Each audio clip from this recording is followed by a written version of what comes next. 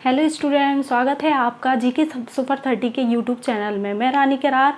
दोस्तों, हमने पिछली क्लास में व्यंजनों के उच्चारण के बारे में पढ़ा था। उनका उच्चारण कैसे किया जाता है, उनका उच्चारण स्थान क्या है और उनके वर्गों के बारे में हमने जाना था। आज हम व्यंजनों के वर्गीकरण के बारे में जानेंगे कि व्यंजनों का वर्गीकरण कितने प्रकार से किया जाता है, उन्हें कितने भागों में बांटा गया है।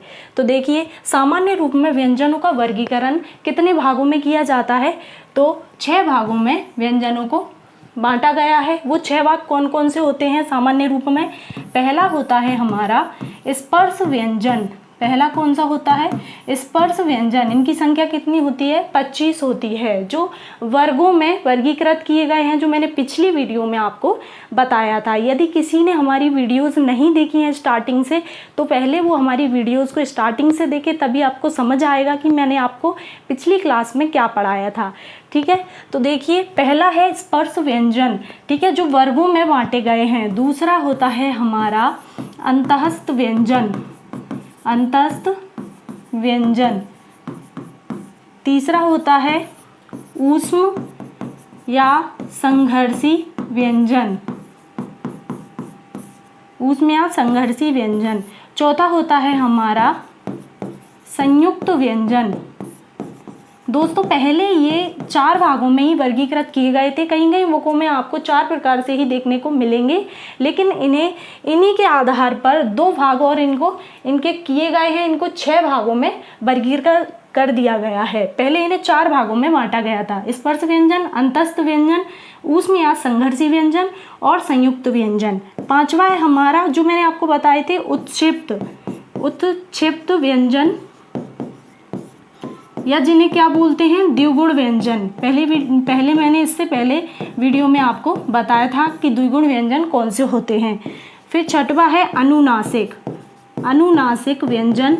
इसके बारे में भी मैंने आपको बताया था। अनुनासिक व्यंजन यानी जो हमारा 5वां अक्षर होता है, वर्ग का 5वां वर्ण जो होता है, वो होता है अनुनासिक व्यंजन। आगे मैं विस्तार से आपको समझाऊंगी।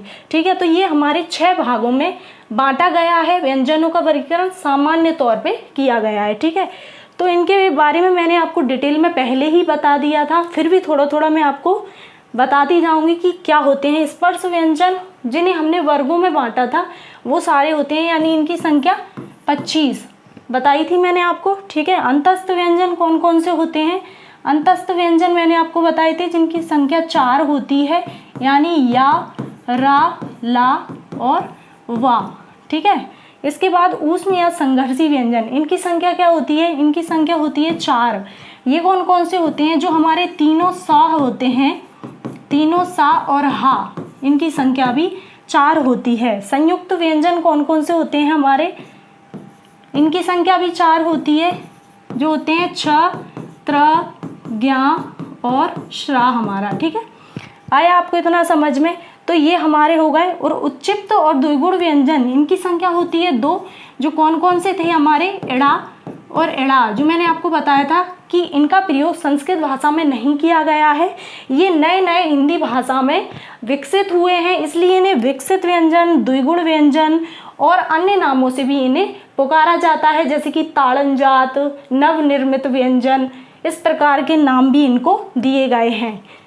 इनकी संख्या भी 2 होती है, एड़ा और एढ़ा करके इनका प्रयोग किया जाता है। यानी ऐसे व्यंजन जिनको एक तरीके से ऐसे बोला जा सकता है कि जिह्वा ऊपर से नीचे की तरफ आती है, तो वो कौन से व्यंजन होते हैं? द्विगुण व्यंजन।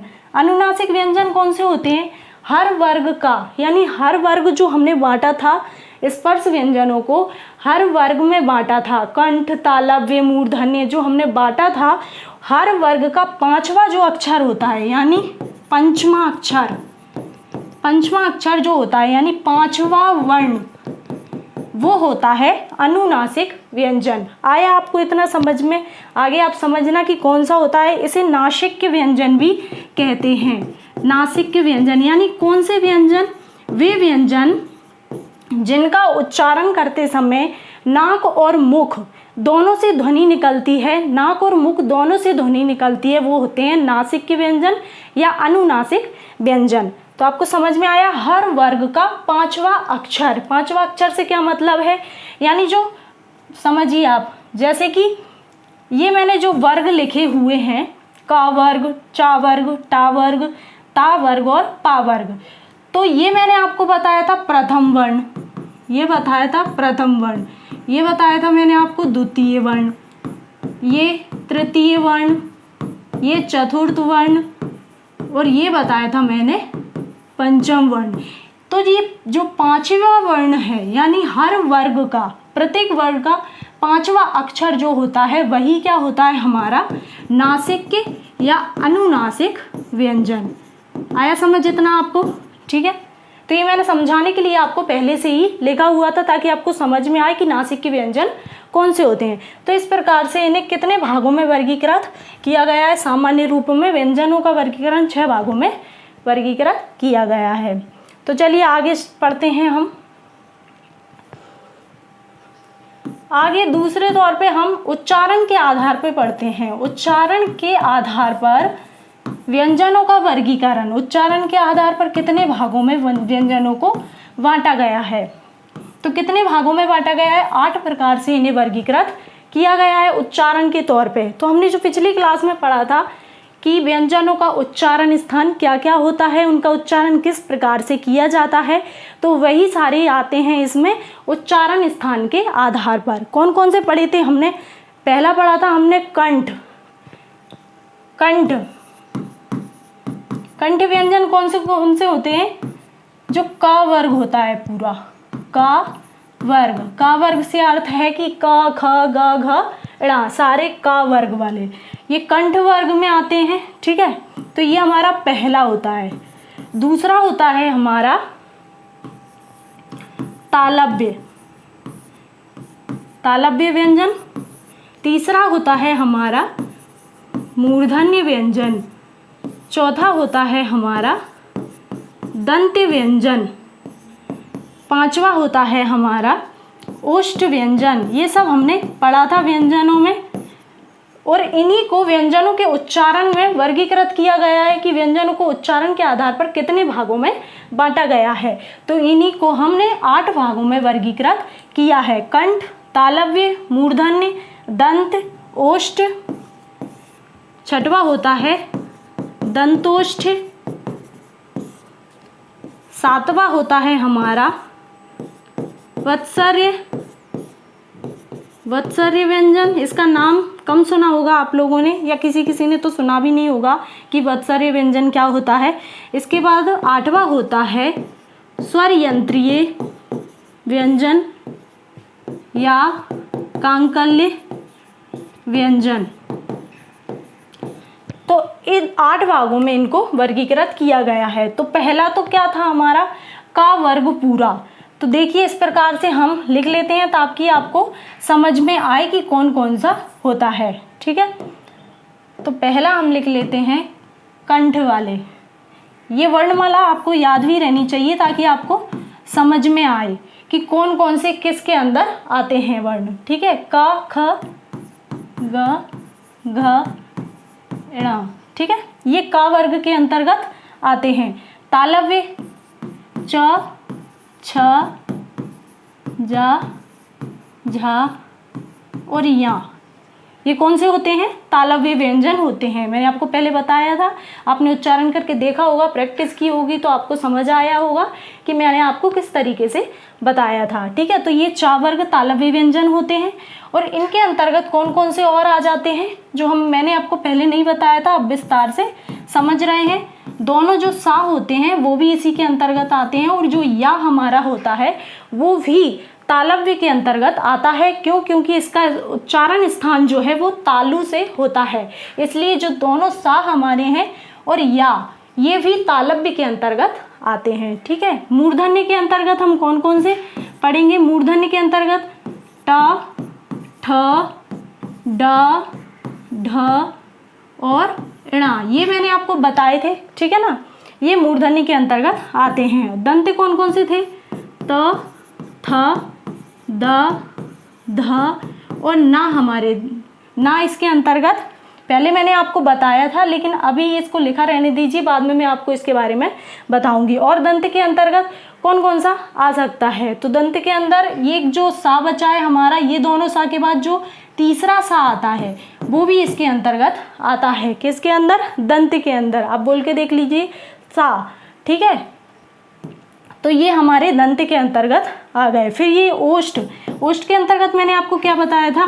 जो पा वर्ग हमारा पूरा होता है वो आता है ओष्ठ के अंतर्गत, क्योंकि इसका उच्चारण स्थान ओठों से ही किया जाता है। ठीक है, पा, फा, बा, वहा और मा।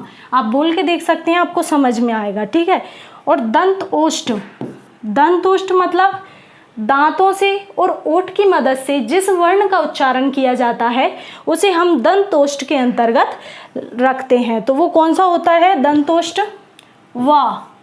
कौन सा होता है? वा।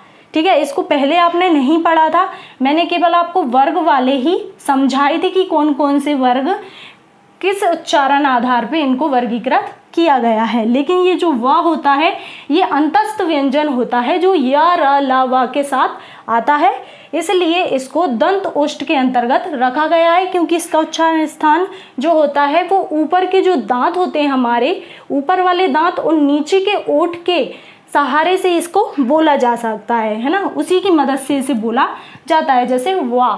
ठीक है, वत्सर्य व्यंजन कौन से होते हैं? ऐसे व्यंजन, वत्सर्य का अर्थ होता है कि ऐसे व्यंजन वर्ण जिनका उच्चारण किसकी मदद से किया जाता है? मसूड़े की मदद से और दांतों की मदद से, दोनों की। मसूड़े जो होते हैं हमारे जो दांतों के पास वाले मसूड़े, यानी उनके दांतों का पास वाली जो जगह होती है, दांत जिससे जुड़े हुए हैं, उन्हें बोला जाता है वत्सर्य व्यंजन। यानी दांत और मसूड़ों की सहायता से बोले जाने वाले वर्ण होते हैं, उन्हें वत्सर्य व्यंजन वर्ण कहते हैं। तो वो कौन कौन से होते हैं? ना, रा और ला। ये तीन जो वर्ण होते हैं वो होते हैं वत्सर्य व्यंजन वर्ण। इनसे यदि क्वेश्चन बनता है तो आप जो ऑप्शन में जो भी वर्ण आए इनमें से, तो आप उन्हीं को टिक करेंगे कि वत्सर्य व्यंजन वर्ण कौन से होते हैं जो कि दांत और मसूड़े की सहायता से बोले वाले के जाते हैं। ठीक है, ऐसे होते हैं। स्वर यंत्रीय या कांकल्य व्यंजन कौन से होते हैं? स्वर यंत्रीय और कांकल्य व्यंजन एक ही होता है, जो आपको याद रखने में सरल रहेगा। हा जो हमारा होता है वो क्या होता है? स्वर यंत्रीय या कांकल्य व्यंजन होता है, क्योंकि जब हम इसका उच्चारण करते हैं तो हा यानी जो हमारी स्वर तंत्रियां होती हैं उनकी सहायता से इनको बोला जाता है। एकदम से जो वायु हमारे कंठ से अंदर से निकलती है तो इसका उच्चारण किया जाता है, इसलिए इसे किस भाग में रखा गया है? स्वर यंत्रीय या कांकल्य व्यंजन के अंतर्गत इसे रखा गया है। आपको समझ आया होगा इतना। आपको यहाँ कंफ्यूजन होगा कि जो ना हुआ है, ये ना जो मैंने लिखा है ये पहले मैंने आपको दंत में बताया था, तो हाँ ये सही है कि इसका उच्चारण स्थान दंत से होता है, लेकिन जब हमने इनका उच्चारण के आधार पर वर्गीकरण किया है तो इस ना को हमने वत्सर्य व्यंजन के अंतर्गत इसलिए रखा है कि ये जो एक अकेला वर्ण है दंत वर्ग में कि जो मसूड़े और दांतों की सहायता से बोला जाता है, इसलिए उसे दंत से हटाकर यहाँ रख दिया गया है। यदि क्वेश्चन में आपसे दंत वर्ग पूछा जाता है तो आप उसे टिक कर सकते, लगा सकते हैं, वो सही है, गलत नहीं है। लेकिन यदि आपसे यहाँ भी पूछा जाएगा तो भी आपको ये लगाना पड़ेगा, इसलिए बताना जरूरी था कि ताकि आपका क्वेश्चन कोई भी गलत ना हो, आपको सारे क्लियर हो जाएं, क्योंकि हर एक वर्ण से आपको क्वेश्चन बन सकता है।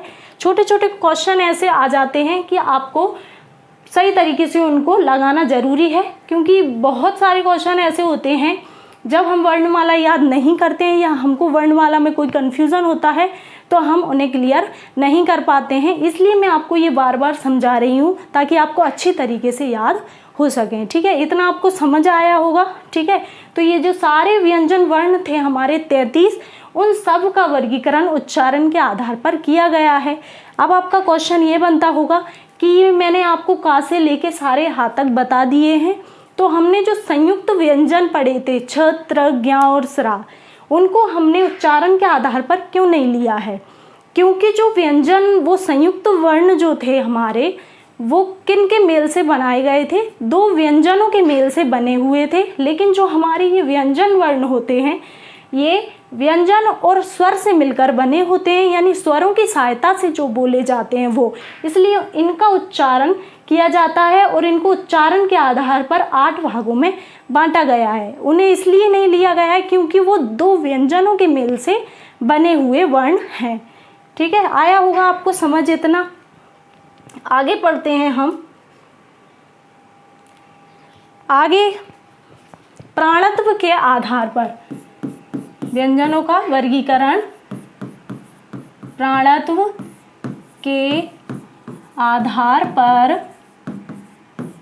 व्यंजनों को कितने भागों में बांटा गया है? कितने भागों में? 2 भागों में इन्हें बांटा गया है। कौन कौन से हैं आप समझिए।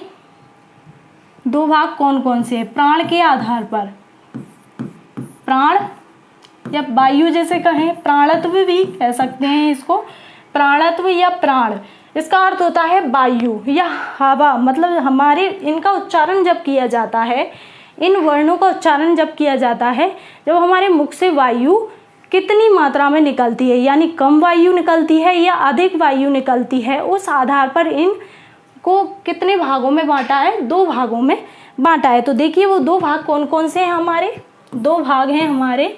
पहला है अल्प प्राण, अल्प प्राण, और दूसरा है महाप्राण। आया इतना समझ में कि प्राण के आधार पर व्यंजनों का वर्गीकरण कितने भागों में किया है? 2 भागों में। क्वेश्चन इसी प्रकार से बनता है। तो पहला भाग कौन सा है? अल्प प्राण, और दूसरा भाग हमारा कौन सा है? महाप्राण। ठीक है, अल्प प्राण और महाप्राण। तो अल्प प्राण कौन से होते हैं? जिनमें कम वायु का प्रयोग किया जाता है, कम वायु प्रयोग होती है, यानी जिन वर्णों के उच्चारण में हमारे मुख से कम वायु निकलती है वो कौन से वर्ण होते हैं? अल्प प्राण होते हैं। तो अल्प प्राण कौन कौन से होते हैं? हर वर्ग का पहला, तीसरा और 5वां वर्ण, हर वर्ग का। ये जो वर्ग मैंने आपको बताए थे, ये प्रथम वर्ण है, ये द्वितीय वर्ण है, ये तृतीय वर्ण है, ये चतुर्थ वर्ण है और ये पंचम वर्ण है। आप इस प्रकार से लिख लीजिए, आपको समझ में आएगा। ठीक है, पहला, दूसरा, तीसरा, चौथा और 5वां हर वर्ग का। ठीक है, इसी प्रकार से जो अल्प प्राण हमारा होता है उसे हम किस प्रकार से समझेंगे कि हर वर्ग का पहला, तीसरा और 5वां जो अक्षर होता है वो क्या होता है? अल्प प्राण होता है। जैसे कि ये पहला है, ये तीसरा है और ये 5वां है, तो ये वर्ण कौन से होंगे? अल्प प्राण के अंतर्गत आएंगे। ठीक है, चाहे वो किसी भी वर्ग के हों, ये भी पहला मानेंगे, ये तीसरा, ये 5वां, पहला, तीसरा, 5वां, पहला, तीसरा और 5वां। इस प्रकार से जो वर्ण यदि एग्जाम में आपको पूछे जाते हैं तो आपको पहला, तीसरा, 5वां वर्ण याद रखना है कि ये क्या होते हैं? अल्प प्राण होते हैं। ठीक है, आया समझ। महाप्राण क्या होता है? ऐसे व्यंजन वर्ण जिनके उच्चारण में अधिक वायु का प्रयोग किया जाता है या मुख से अधिक वायु निकलती है, वो कौन से होते हैं? महाप्राण होते हैं। यानी अधिक वायु का निकलना मुख से या अधिक वायु का प्रयोग किया जाना। तो हर वर्ग का दूसरा और चौथा वर्ण जो होता है वो क्या होता है? वो महाप्राण होता है।